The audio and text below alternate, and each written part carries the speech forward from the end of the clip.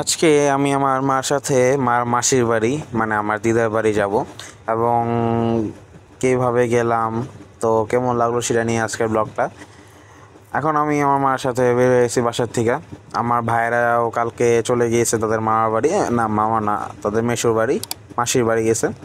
তো আজকে আমরা যেতেছি। তো আমরা এখন অটোতে বসে পড়ছি, এখান থেকে আমরা এখন চাষায় যাব।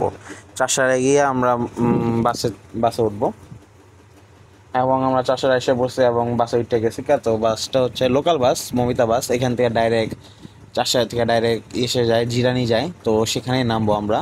অ্যান্ড আমাদের বাসও ছেড়ে দিয়েছে। সো আমরা এখন প্রায় ঝালকুড়ি বা ভুইগড়ের সামনে আসি। অ্যান্ড আমরা এখন সাইনবোর্ড ক্রস করতেছি, সাইনবোর্ডে আমরা এসে বসছি। তো বাসটা মানে সিটগুলা একটু চিপা, তো মানে দুইজন কমফোর্টেবলভাবে বসা যায় না। যতই থাকুক, চিকন মানুষ থাকুক অথবা মোটা মানুষ থাকুক, কমফোর্টেবলভাবে বসা যায় না। এর মধ্যে আবার গাড়িতে বসতে আছে, তো কিছু করার নাই, ম্যানেজ করতেই হবে। সো আমরা এখন ফ্লাইওভারে আসি।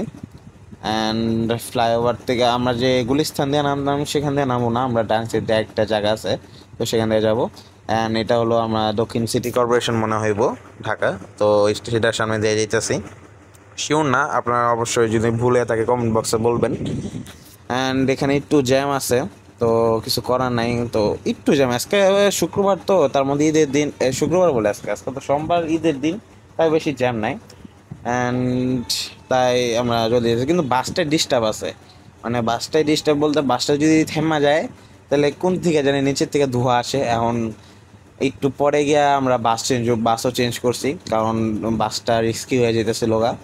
তখন ড্রাইভার সাহেব নিজেই বাস চেঞ্জ করে দিছে, যে সকল যাত্রী সকল আসছিল তাদেরকে অন্য বাসে শিফট করে দিছে।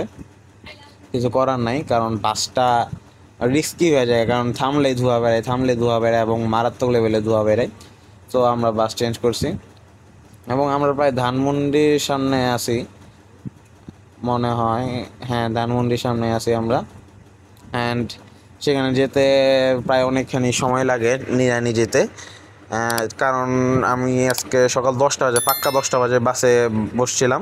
বাস ছাড়ছে পাক্কা 10টা বাজে এবং বাসায় আসি 1টা বাজে, মানে পাক্কা 3 ঘন্টা লাগে সেখান থেকে যেতে।